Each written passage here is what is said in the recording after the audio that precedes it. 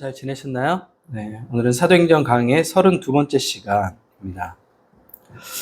의사 누가와 함께한 사도행전 여정이 절반이 지났죠. 사도행전이 28장까지 있으니까 절반이 벌써 지났어요. 사도행전 전체를 요약해주는 로드맵과 같은 구절이 있다고 말씀드렸죠. 암송해 볼까요? 사도행전 1장 8절입니다. 오직 성령이 너희에게 임하시면 조건이죠. 너희가 권능을 받고 예루살렘과 온 유대와 사마리아와 땅끝까지 이르러 내 증인이 되리라. 증인, 그리스도인이 되리라. 이 구절에서 중요한 단어가 성령, 임하시면 권능, 증인입니다. 오직으로 번역된 헬라어가 알라인데 주로 문장의 앞선 내용과 대비되는 생각을 도입할 때 쓰는 단어예요. 접속사죠. 주로 부정문 다음에 사용되면 긍정의 의미를 나타내는 접속사예요. 그러니까 오직보다는 그러나 하지만이 더 좋은 번역이에요. 좋은 번역이란 얘기는 오직도 번역으로 해도 되지만 하지만 그러나로 번역하는 게 훨씬 문장을 이해하는데 더 좋다고 이야기를 하는 거예요. 쉽게 말하면 예수님의 제자들이 부활 후 승천 직전에 예수님께 질문합니다. 이스라엘의 독립이 언제쯤 이루어질까요, 예수님? 그랬더니 예수님이 답변하십니다. 그 시기에 대해서는 너희가 관심 가질 게 아니다. 왜 예수님이 그렇게 얘기했죠? 이스라엘 백성들은 자기네들이 독립만 하면 하나님 백성으로서 온전히 살아갈 거라고 생각했어요. 이스라엘 백성들이 독립된 나라로 있을 때 하나님은 온전히 섬겼나요? 가나안 땅에 들어가고 난 이후에 어떻게 됐어요? 금방 그 마음이 변질되어 버렸죠. 그러니까 우리는 어떤 조건이 되면 하나님을 열심히 섬길게요 하는데 그 조건이 돼도 지금 못하면 그때도 못하는 거예요. 그래서 예수님께서 그런 거 관심 갖지 말고 이제 얘기하신 얘기가 1장 8절이에요. 그러나 하지만 성령이 너희 가운데 임하시면 그리고 너희가 권능을 받게 될 거고 예루살렘부터 지역이 나와요. 예루살렘, 그 다음에 좀 더 큰 지역이 유대예요. 그 다음에 사마리아는 위쪽 지역이죠. 그 다음에 땅끝까지 이르러 누가 뭐가 됐냐면 증인이 된다는 거예요. 증인은 뭐냐면 예수님의 삶을 보여주는 사람이 증인인 거예요. 이해되셨죠? 그래서 알라는 여기서 뭐로 번역하는 게 좋냐면 그러나 하지만이 더 적합해요. 바로 사도행전 1장 8절이 전체 28장 31절을 요약해주는 로드맵과 같은 구절이에요. 그러니까 이 1장 8절을 잘 붙들고 있어야 사도행전 전체의 맥을 잡을 수 있습니다. 여러분, 청소하고 공부는 어떻게 해야 잘할 수 있죠? 청소하고 공부. 예? 즉시예요. 네, 또 그 즉시도 맞죠. 또 청소하고 공부는 공통 똑같아요. 청소하고 공부가. 예? 네, 뭐 매일 하는 것도 맞고. 예? 여러 번 해야 돼요. 여러 번. 청소를 잘 못한 사람은 한 번 하고 지나가요. 청소를 잘한 사람은 또 한 번 가요. 내 손이 한 번 더 갈 때마다 더 깨끗해지는 거예요. 공부도 마찬가지예요. 공부를 안 하는 친구들은 한 번 훑어요. 공부 잘하는 애들은 두세 번 훑고 나서 뭔가 부족해서 또 한 번 훑어요. 그러면 내가 지나치고 안 보였던 것들이 걸려요. 그래서 시험 보고 학생들이 가장 많이 하는 말이 이거 내 못 봤던 건데? 못 본 게 아니라 안 봤겠죠. 그래서 여러 번 보는 게 중요해요. 그래서 왜 이 얘기를 하냐면 1장 8절을 여러 번 잘 보고 머릿속에 잘 기억해야 사도행전 우리 강의하고 있잖아요. 날마다 보잖아요. 이 전체를 딱 붙들고 갈 수 있어요. 중요한 단어가 성령, 임하시면, 권능, 증인이라는 이 네 단어인데 이 단어들은 기독교인이 신앙생활하면서 마음에 품어야 될 단어예요. 뭐라고요? 성령, 임하시면, 권능, 증인. 네. 그리고 이 단어들은 개별적이지 않고 연결되어 있습니다. 성령이 임하시면 우리에게 능력이 주어지고 우리가 그 능력을 통해서 증인의 삶을 살 수 있게 된 거예요. 연결되어 있죠? 성령께서 우리에게 능력을 주시고 그 능력을 통해서 우리는 증인의 삶을 살아가게 되는 거예요. 기독교인의 정체성을 가지고 살아갈 수 있게 된 겁니다. 바울은 예수님을 믿기 전 율법을 통해서 모든 것들을 결정하고 판단했습니다. 바리새인이라고 성서에서 나오는데 이 바리새인들이 나쁜 사람들이 아니에요. 하나님의 율법에 따라 모든 것들을 판단하고 삶을 살아가는 사람이에요. 그래서 세부 규정을 613가지를 만들어서 철저하게 지키는 아주 좋은 신앙인들이었어요. 네. 하지만 율법의 본질이자 완성이신 예수님을 바울이 인격적으로 만난 후 성령님을 의존하기 시작했습니다. 바울의 고백을 들어볼까요? 로마서 7장 19절입니다. 되게 유명한 구절이에요. 이거 가지고 연극도 만들고 해요. 내가 원하는 바 선을 행하지 않고 도리어 원하지 않는 악을 행하는도다. 나는 뭘 행하고 싶어요? 선을 행하고 싶은데 도리어 원하지 않는 악을 행하는 나를 본대요. 내 안에 내가 너무도 많아. 가시나무새 노래가 생각이 나죠. 바울은 하나님의 뜻 가운데 살고 싶지만 욕망으로 이끄는 죄의 강력함 때문에 악을 행하고 있다고 고백합니다. 이 탄식은 로마서 7장 24절에서 절정을 이룹니다. 오라 나는 공고한 사람이로다. 이 사망의 몸에서 누가 나를 건져내랴. 이 악의 강력함 때문에 자기가 죽게 됐다 얘기해요. 미술 작품 중 인간의 실존적 절망과 불안을 표현한 그림이 있어요. 막 이렇게 해가지고 이렇게 찌그러진 표정 봤어? 뭔지 알아 작품?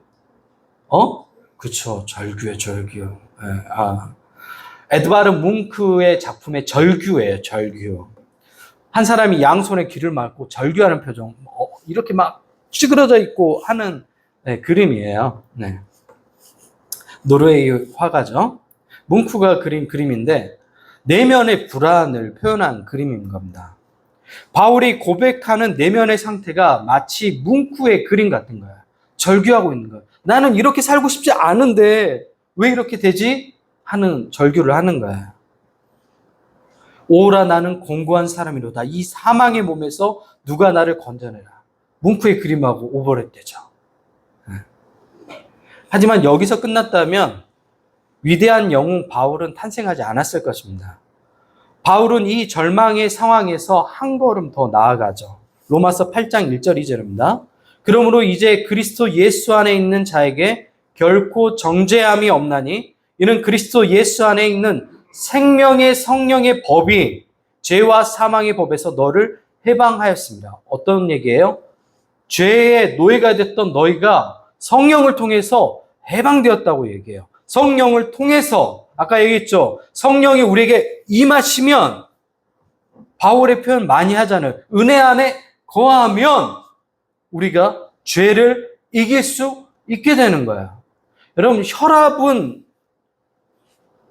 고정적이에요, 유동적이에요? 그러면 혈압은 뭐 한다고 얘기해요? 혈압은 어떻게 해야 건강한 거예요? 어렵나요? 혈압을 뭐 해야지 건강하다고 얘기해요? 그렇죠. 유지예요, 유지. 혈압은 유지하는 거예요. 제일 많이 나왔을 때가 120이 되면 되고 가장 낮을 때가 저 혈압이 얼마예요? 80이에요. 그래서 120에서 80을 이 가운데 사이를 유지하고 있는 게 건강함인 거예요. 신앙 안에서 건강함은 뭐예요? 하나님 은혜 가운데 관계를 유지해 가는 거예요. 계속해서 머무르는 거예요. 그러면 신앙이 이 관계 안에서 80 밑으로 떨어지면 어떻게 해요? 어떻게 해야 돼요? 혈압이 떨어지면 80 밑으로. 약을 먹어야죠, 당연히. 네. 근데 약을 먹었는데 혈압이 오르지 않으면 어떻게 해야 되죠? 약을 먹었는데 계속해서 막 60, 40까지 내려와. 그럼 어떻게 해야 돼요? 죽어요? 아니니까 어떻게 해야 되냐고요. 죽기 전에 어떻게 해야 돼요? 그렇죠. 운동이나 음식을 통해서 해야죠. 약으로 안 되면. 네. 그래서 유지하는 게 중요한데 신앙도 마찬가지예요. 그래서 바울이 성령님을 얘기하는 거야. 성령이 우리 가운데 임할 때 우리가 죄를 끊어낼 수 있는 겁니다. 생명의 성령의 법이 우리를 해방한다고 말씀합니다. 바울은 성령님이 우리를 도우신다고 말씀합니다. 신앙은 하나님에 대한 의존입니다. 신앙은 매 순간 하나님께 의존하는 것입니다. 저는 저의 경험을 가지고 판단할까요? 아니면 하나님께 묻고 하나님의 뜻을 구할까요? 당연히 하나님께 묻고 뜻을 구해야죠. 제가 목사인데 제 마음대로 하면 그게 목사예요? 그럼 정광훈 같은 인간 되는 거죠. 인간이라는 표현 좀 너무했나? 네. 나쁜 사람 되는 거죠. 신앙은 매 순간 하나님께 의존하고, 신앙은 어린아이와 같이 된다는 것은 어린아이처럼 순수함을 유지한다는 게 아니라 어린아이가 부모를 의지하는 것처럼 하나님을 의지하는 걸 얘기하는 거예요. 어린아이처럼 된다는 건 하나님께 의존하는 거예요.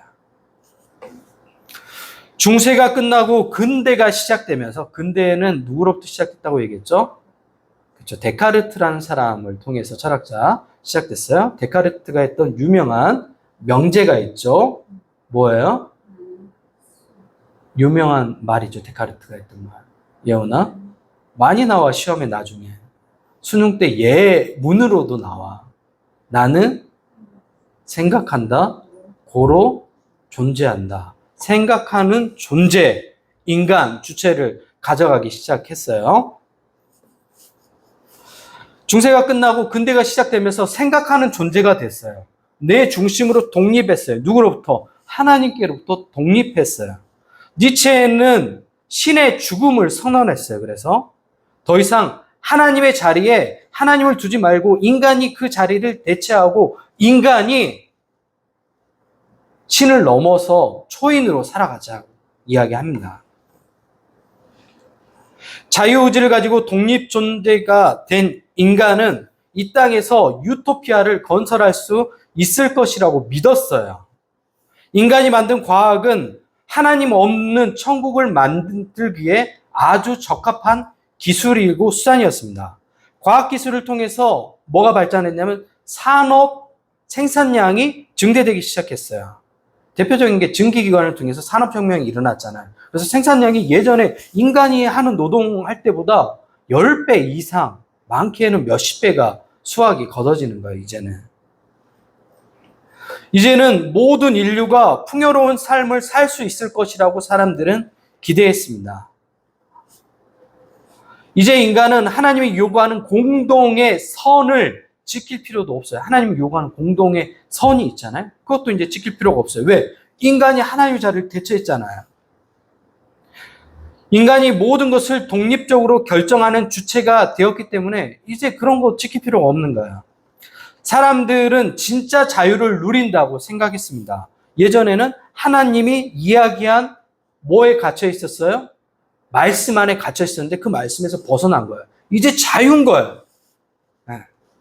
마치 뱀이 하와하고 아담에게 와서 얘기하잖아요. 너희도 하나님처럼 될 거야. 하나님이 될 거야. 먹어봐. 선악과 하면서. 하지만 곧 문제가 발생하죠. 사람들은 자신이 가진 자유를 남용하기 시작했습니다. 나에게 좋은 것이 좋은 것이다라는 게 심미적 주관주의라고 얘기하는데, 이 심미적 주관주의를 가진 사람들 때문에 도덕성 상실과 위기가 초래되었습니다. 사람들은 개인의 자유를 가지고 타인의 자유를 억압하는 데 썼어요. 이것이 이제 식민지 시대가 시작된 거죠. 그렇게 인간의 자유는 욕망의 어두운 그림자에게 삼켜졌고, 그들은 곧 욕망의 자유가 되었습니다. 노예가 되었습니다. 욕망의 노예가 된 인간은 서로를 죽이는데 과학기술을 사용했습니다. 고도로 발달한 과학기술의 무기는 두 차례의 세계대전을 통해 인류를 파멸로 이끌었습니다. 1차 세계대전 때 사망자가 1900만 명이에요. 1900만 명. 2차 세계대전 때 사망자가 8500만 명이에요. 두 차례 세계대전 이후 신의 죽음이 가져온 비극에 대한 반성이 일어났습니다. 하나님이 없으면 인간은 자유를 가지고 누리면서 아름다운 유토피아를 이 땅 가운데 세울 수 있을 거라고 생각했는데 결국 인간의 욕망이 다 다른 사람을 억압하고 죽이는데 그 자유를 남용하는 것을 봤어요. 인간 안에 선한 것이 없다는 것을 확인하는 시간이었어요. 그래서 인간은 다시 하나님을 찾기 시작했습니다. 왜냐하면 인간은 스스로 선을 향해 나아갈 의지가 부족하기 때문에 그래요. 히틀러의 탄생을 보면서 인간이 얼마나 악독한 존재인지 우리는 확인했습니다. 우리가 매 순간 성령님을 구하고 의지하는 이유가 여기에 있어요. 왜? 인간 안에 선함이 없기 때문에 하나님, 나를 선한 길로 인도해 주십시오. 성령님, 나를 선한 길로 인도해 주세요. 이렇게 기도하는 거죠. 오늘 우리가 살펴본 사도행전 15장은 매우 중요한 내용을 다루고 있습니다. 왜냐하면 유대인 중심의 교회에서 열방을 위한 교회로 패러다임이 전환되는 중요한 내용이 나오기 때문에 그랬어요. 오늘 본문의 배경은 이렇습니다. 바울과 바나바가 1차 전도 여행의 결과로 많은 이방인 교회가 생겨났어요. 이방인 교회가 생겨났다는 것은 기존 질서하고 맞지 않는 시스템이 어떻게 돼요? 걸림돌이 되는 거예요. 비시디아, 안디옥, 이고니온, 루스드라, 더베 지역에 교회가 생겨난 겁니다. 이게 나중에 이제 갈라디아서가 이쪽 지역에 보낸 서신이 바로 갈라디아서예요. 어느 날 수리아 안디옥 교회 유대로부터 내려온 사람들이 교회의 형제들을 가르쳤습니다. 하지만 이 가르침에 문제가 있었어요. 본문 15장 1절입니다. 어떤 사람들이 유대로부터 내려와 형제들을 가르치되 너희가 모세의 법대로 할례를 받지 아니하면 능히 구원을 받지 못하리라. 구원받는 조건으로 뭐가 필요하다고 얘기하면 할례가 필요하다고 얘기하는 거예요. 이 사람들은 전통에 익숙했던 바리새파 출신의 그리스도인들이었습니다. 이들은 구원에 행위적인 요소를 추가하고 싶었어요. 왜냐하면 유대교의 오랜 관습으로 인해 예수 그리스도를 의지하는 믿음으로 구원을 얻는 방법은 뭔가 좀 부족한 것 같아요. 여러분, 뭔가가 하나 더 있으면 좋을 것 같아요. 예수님을 믿는 믿음으로 구원받는 게 너무 쉬워 보인 거예요, 이 사람들한테. 그래서 뭔가 행위적인 요소가 필요한 거예요. 외적으로 보여주는 가시적인 행동들이 필요한 거예요. 그래서 할례 받는 게 어때? 그래, 이것까지 포함해야 구원받는 모습이야. 이렇게 나아간 겁니다. 뭔가 더 쇼잉적인 요소, 특별한 형식이 추가되길 원했습니다. 여러분, 제가 생각하는 맛있는 음식이란 양념으로 만든 음식이 아니라 재료 본질의 맛을 충실하게 느낄 수 있는 음식이 저는 좋아요. 네. 그래서 저는 차도 제 차 타보신 분들 알죠? 차를 단 1도 꾸미지 않아요. 오리지널로 놔둬요. 그게 저는 좋아요. 제 외모도 봐보세요. 수술한 자국이 없어요. 네. 나는 원본이야. 오리지널이야. 예원아. 좀 바꿔? 네. 저는 그래요. 저는. 네. 그래서 그걸 좋아해요. 그래서 제가 되게 진보적인 사람 같지만 되게 전통적인 걸 또 좋아해요, 여러분. 네. 되게 앞서가는 것 같지만 또 과거의 역사나 이런 것들 되게 좋아하잖아요. 네. 뭔가 더 하면 좋을 거라는 생각이 이 사람들 가운데 있었던 거예요. 그래서 율법주의적인 요소가 들어온 거예요. 할례를 해야지 구원받을 수 있다. 플러스 시킨 거죠. 바울의 이런 가르침을 바울이 용납했을까요? 아니죠. 네. 교회 안에 곧 다툼이 일어났고 교회는 이 문제를 해결하기 위해 에루살렘 교회, 모태인 교회 에루살렘 교회에게 자문을 구해요. 거기에 예수님의 동생 야고보가 리더로 있었고 그 다음에 장로들이 있었어요. 그래서 이 문제를 해결하기 위해 바울과 바나바를 에루살렘 교회에 파송합니다. 에루살렘에 도착한 그들은 사도들과 장로들을 영접했고 바울 일행은 그동안 하나님이 자신들에게 이루신 이야기의 내용들을 들려주었습니다. 그때 바리새파 중 어떤 사람이 말합니다. 이방인에게 할례를 행하고 모세의 율법을 지키는 것이 마땅합니다.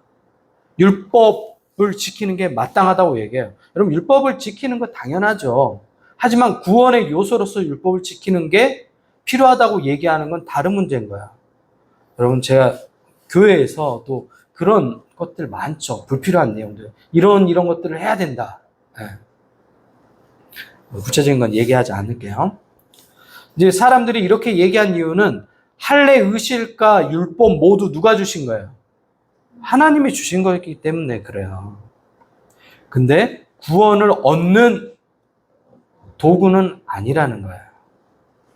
많은 변론을 한 후 베드로가 일어나 말합니다. 본문 9절, 10절입니다.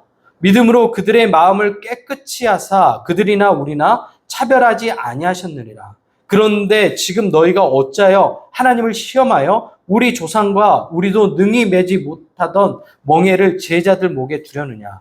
율법을 온전히 지킨 사람이 단 한 사람도 없어요. 그리고 율법의 완성이 누구예요? 예수님이에요. 그 율법의 완성, 결정체인 예수님을 믿는 게 구원의 가장 좋은 조건이라고 얘기하는데 그것 왜 다른 것들을 가지고 오려고 해요? 어리석은 거죠. 예루살렘 교회는 이처럼 문제를 해결하게 나아가고 이방인도 예수 그리스도를 믿는 믿음으로 구원받는다는 사실을 공포해버립니다. 그래서 이제 초대교회가 패러다임이 완전히 바뀌죠. 그래서 율법주의, 이런 것들을 지켜야지만 구원을 얻는다는 그런 율법주의가 사라지게 된 겁니다. 본질의 중요성과 그 가치를 모르는 사람들은 계속 뭐에 매이면 형식에 매여요, 형식에. 내적으로 채워지지 않는 사람들 보면 뭘 꾸미려고 해요? 외부적인 걸 꾸미려고 해요. 우리 전 영부인이었던 김건희 여사 봐보세요. 6천만 원짜리 목걸이를 해요. 내적으로 텅 비어 있잖아요. 우상 숭배로 가득 차 있어서 온통 생각하는 게 우상인 거예요. 부적 생각하고 애군 생각하고 늘 거기에 사로잡혀 있어요. 그러니까 자기 안에 내적으로 채워진 게 없으니까 외적으로 계속 꾸미려고 하잖아요. 성형을 너무 많이 해가지고 음식을 제대로 못 씹는데 죽 같은 걸 계속 먹어야 된다. SNS, 인스타에 많은 사진이 올라와요. 대부분 가장 화려한 장소, 우아하게 보이는 자신의 모습을 찍어서 올립니다. 인스타에 중독된 사람들은 가장 화려한 그 자신의 사진을 보면서 그게 자신이라고 착각합니다. 여러분의 진짜 모습은 여러분 집에서 입고 있는 옷의 모습이 여러분의 진짜 모습이에요. 인스타 사진 보고 마음에 들어서 DM을 보냈는데 실제 만나보면 어때요? 경악을 하죠. 이 사람이 당신이냐고. 사진 속에는 우아하고 날씬한 몸매를 가진 여성이었는데 실제로 만나보니까 어때요? 자기보다 더 등치가 좋아. 껍질만 모방한 열매는 향기를 품지 못합니다. 내면에 우아함이 없는 사람들이 외형적으로 더 화려하게 보이려고 치장합니다. 신앙생활도 마찬가지예요. 오늘날 예수님만으로 구원받기에 부족하다고 말하는 이단들이 있어요. 대표적인 이단이 신천지예요. 신천지. 그들은 예수님만으로 부족하다고 얘기해요. 그래서 성경을 풀어주는 비유 해석법을 알아야 되는데 그 비유 해석법을 풀어주는 유일한 사람이 이만희 교주라는 거예요. 그래서 그 사람이 풀어주는 내용의 메시지를 들어야지만 구원을 받을 수 있다는 거예요. 예수님의 십자가의 능력이 사라져버렸죠. 제가 얘기했잖아요. 예수님 말고 다른 것들을 갖다 붙이면 율법주의가 된다고요. 또 다른 구원파 계열이 있어요. 신비한 영적인 지식을 알아야 구원을 얻는다고 얘기합니다. 그래서 계속해서 영적인 얘기하는데 가장 영적이지 않고 가장 세속적인 사람들이에요. 인간의 의롭게 되는 것은 율법의 행위가 아니라 오직 예수님으로 말미암아 의롭게 되는 겁니다. 사람들은 예수님께 의존하는 신앙을 초라하게 생각합니다. 내가 뭔가 다른 특별한 것을 하고 싶어하고 그것이 바로 율법주의입니다. 하나님의 의가 아닌 자기의 의를 내세우고 싶은 거예요. 우리에게 주어진 구원은 인간을 사랑한 하나님의 의지입니다. 인간을 사랑한 하나님의 의지예요. 그래서 인간 구원에는 하나님의 끝없는 노력과 사랑의 역사가 담겨져 있어요. 그게 성경의 내용이잖아요. 그 많은 시간과 많은 사건들을 통해서 하나님께서 끊임없이 인간을 구원하기 위해 일하시잖아요. 우리 안을 들여다보세요. 여러분, 선한 것이 있나? 없어요. 우리에게 주신 것이 무엇이죠? 바로 예수 그리스도예요. 은혜의 선물입니다. 이러한 경험을 했던 사람이 루터라는 사람인데 1517년 종교개혁을 통해서 우리가 구원받는 것은 오직 하나님의 은혜로 구원받는다는 이 진리의 말씀을 선포했던 사람입니다. 루터는 수도원에서 굉장히 많은 고행들을 했어요. 요즘 말하면 많은 영성훈련을 했어요. 근데 그런 영성훈련이 자기에게 구원을 가져다 주지 않는다는 것을 깨달았어요. 바울의 탄식 같은 거예요. 네. 뭉크에 절규하는 것처럼. 왜 안 되지? 십자가에 그 무릎 꿇고 십자가의 계단 올라가 봐도 자기 안에 죄성이 사라지지 않는 거예요. 가톨릭에서 얘기하는 그 많은 영성훈련들을 다 해봤는데 안 되는 거예요. 근데 루터가 어느 날 로마서 1장 17절 말씀을 듣는데 그 말씀이 루터의 전 존재를 흔들어 버려요. 복음에는 하나님의 의가 나타났대요. 복음에 하나님의 의가 나타나, 인간의 의가 아니라 하나님의 의가 나타나서 믿음의 믿음으로 이르게 하나니 기록된 바 오직 의인은 믿음으로 말미암아 살리라 함과 같으니라. 여기서 얘기하는 하나님의 의는 뭐라고 얘기했어요? 여기서 말하는 믿음은 뭐라고 했어요? 하나님을 신뢰하는 거예요. 여기서 말하는 믿음이 뭐라고요? 하나님을 신뢰하는 거예요. 하나님을 신뢰하는 거. 그럼 어떤 하나님을 신뢰하는 거예요? 나를 위해 십자가를 지신 예수님을 신뢰하는 거예요. 이것을 우리가 복음이라고 얘기하잖아요. 하나님의 의는 바로 예수 그리스도입니다. 예수님께 교회가 집중하고 예수님만 온전히 가르칠 때 교회가 든든히 서갈 수 있습니다. 다른 것들을 보지 말고 여러분 예수님을 더 알아가야 되는 거예요. 계속해서 예수님 아닌 다른 것들을, 주변적인 것들을 계속해서 우리가 찾으려고 해요. 예수님과 관계를 깊이 알아갈 때 우리 신앙이 깊어지는 거예요. 예수님이면 충분해요. 근데 예수님 아닌 것들로 계속해서 채우려다 보니까 오히려 예수님을 몰라요. 예수님이 어떤 분이에요? 예수님이 여러분을 위해서 뭘 했어요? 예수님과 친밀함이 있어요? 라고 얘기하면 어때요? 모르는 거예요. 여러분, 저하고 친밀해지려면 어떻게 해야 돼요? 유병철 목사하고 친해지려면 어떻게 해야 돼요? 사모님한테 계속 가서 로비를 해요. 목사님하고 친해지고 싶은데 어떻게 하죠? 목사님 좋아하는 게 뭐죠? 계속해서 누구에게 물어봐요? 사모님에게 물어보면 10년이 지나도 저하고 친해질 수 있나요? 친해질 수 없어요. 내가 뭐 좋아하는지 잘 몰라요, 정확하게. 그럼 누구한테 물어봐야 돼요? 저한테 물어봐야죠. 와서 목사님 뭘 좋아하세요? 저는 된장찌개를 좋아합니다. 목사님 뭐 할 때 재밌어요? 저는 책 읽을 때 행복해요. 그럼 저를 직접 물어보면 더 잘 알아지는 거죠.